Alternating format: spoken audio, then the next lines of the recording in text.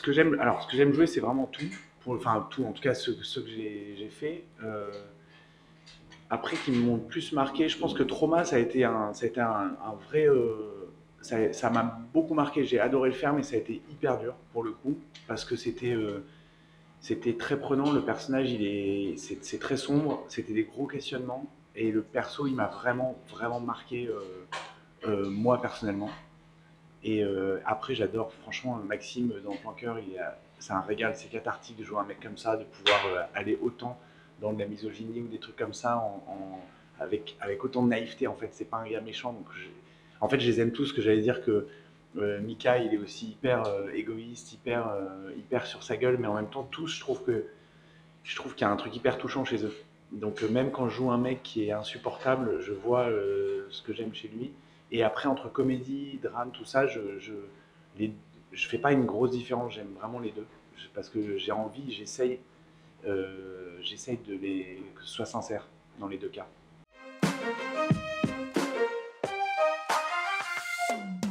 De pouvoir développer le personnage avec plus de finesse et sur plus de temps en fait. On a vraiment plus le temps de les développer. Donc c'est ça que j'aime principalement.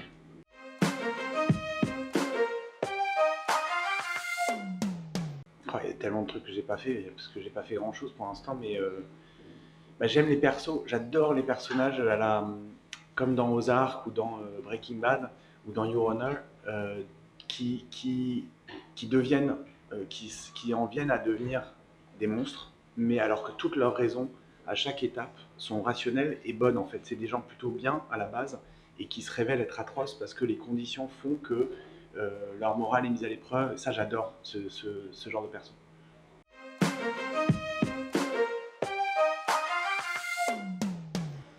Moi, ça m'angoisse l'engagement. Donc, il faut déjà savoir ça. Donc, moi, déjà, quand tu me proposes un dîner dans 2 semaines, je peux honnêtement commencer à stresser en me disant, attends, dans 2 semaines, t'es malade, je ne sais pas.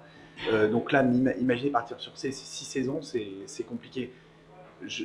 Ce qu'il y a, c'est que concrètement, j'adore le jouer. C'est-à-dire que j'adore Michael. Comme je n'ai pas regardé la série américaine, je ne sais pas ce qui va lui arriver. Donc en plus, j'ai un truc de chaque saison de me dire, là, quand j'ai reçu les textes de la saison 2 et qu'on allait vraiment dans sa pathologie, qu'il allait creuser, qu'on le voyait beaucoup plus sombre, j'étais hyper heureux. Donc je sais que les textes sont bons, que l'adaptation est bien faite. Donc j'aime vraiment l'incarner.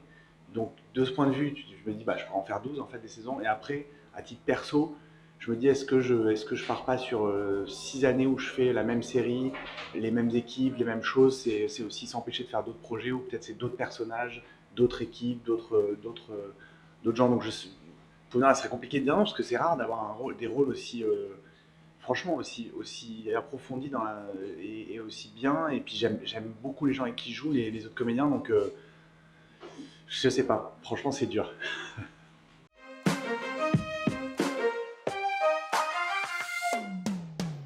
Alors non, j'ai vraiment, j'ai reçu le scénario quand j'ai lu, j'ai aimé la série, j'ai vraiment regardé le texte et après toujours pareil, mon perso, qui je vais incarner, est-ce que j'ai envie de faire ce gars-là, est-ce que je vais amener quelque chose, est-ce que je vais m'amuser, est-ce que la série est bien et j'ai pas pensé à Disney et en fait c'est vraiment une fois qu'il y a eu la projection équipe et que j'ai vu Disney avec le château et tu sais, le truc Disney autour du château qui arrive comme ça. Et après, tu dis c'est pas possible, il n'y aura pas ma gueule après un truc Disney, parce qu'enfant j'ai toujours vu ces trucs-là, et même encore aujourd'hui, et que tu te vois derrière ça, t'hallucines, et en fait quand on me pose la question, du coup je réalise, je me dis putain, c'est énorme, c'est tellement une histoire, un univers, un truc, je fais partie de ça, à toute petite échelle, c'est ouf.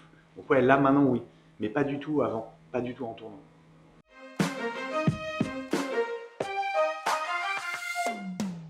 Non, non, franchement, j'en regarde, mais je suis pas un énorme fan comme j'ai des potes nerds qui aiment tous les trucs, qui connaissent tous les tours de Star Trek, ou comme chez Empreinte, la boîte de prod qui a produit, c'est des nerds de tout ça, ils connaissent tout. Non, moi, le fantastique m'attirait pas trop, et même, je me suis dit en comédien, si c'est pour avoir des VFX et de jouer avec des fonds verts, des machins, d'être très technique, un peu comme l'action, euh, je me disais c'est pas forcément le truc qui va me plaire, mais là il y a beaucoup de jeux et puis le genre change pas change pas du tout mon travail là sur le personnage.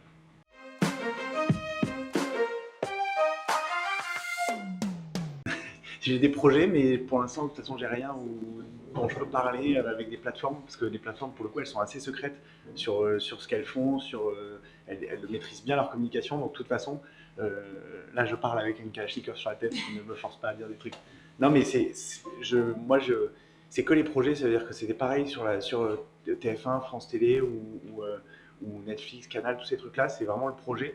Et après, que ce soit sur Amazon, sur ces plateformes-là, après, il y a effectivement des. Je me dis, aujourd'hui, tu me dirais, il y a HBO qui fait un truc, là, je sais qu'ils commencent à ouvrir en France. J'aime tellement ce qu'ils font que tout d'un coup, il y a un truc aussi qui serait.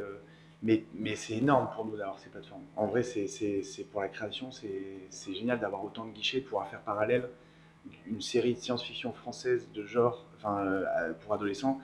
Il y a 10 ans, c'était impossible. Donc là, les plateformes, elles nous ouvrent des univers, c'est énorme.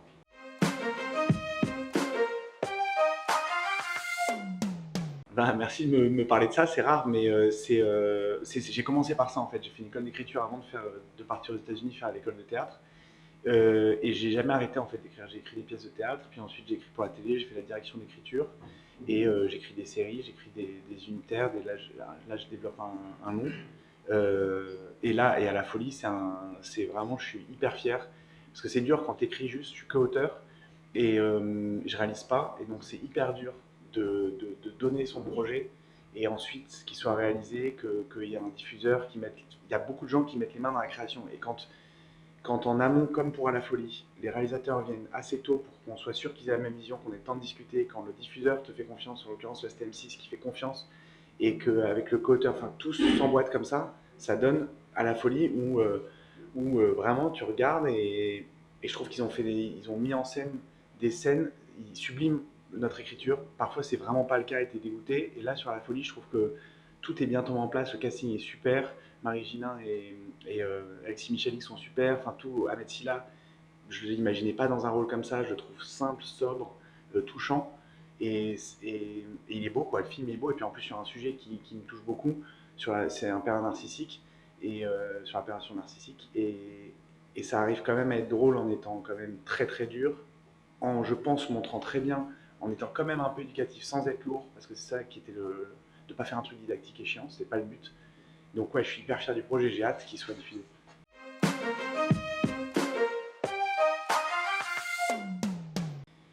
Je commence à y penser depuis 1 ou 2 ans, je sais pas faire. Ça veut dire que en fait, aujourd'hui, je vois que je commence à avoir beaucoup plus un œil. Je commence dans mon écriture, je vois très bien le fait qu'avant j'étais vraiment sur l'écriture théâtre et que maintenant j'ai des images qui viennent, j'ai des sons, j'ai de la lumière. Je commence à avoir tout ça qui vient, donc du coup, ça me donne envie. Mais je veux absolument je veux me former. Je peux pas imaginer arriver sur un plateau et pas comprendre ce que les gens se disent et tout. Là, en comédien, maintenant, je regarde vachement, je suis un peu plus sur la technique. Mais ouais, j'espère avec le temps, si on me fait confiance et si j'ai vraiment un projet que, que je dois faire, quoi. Je pourrais pas le faire sur un projet où c'est pas un peu vital, parce que quand je vois l'énergie que ça prend, le temps pour faire un film, la prépa, tout le truc derrière, c'est un boulot qui est tellement énorme. Et j'aime pas forcément le monde, donc gérer une équipe, ça me fait peur. Donc il y a quand même pas mal d'obstacles avant que je le fasse.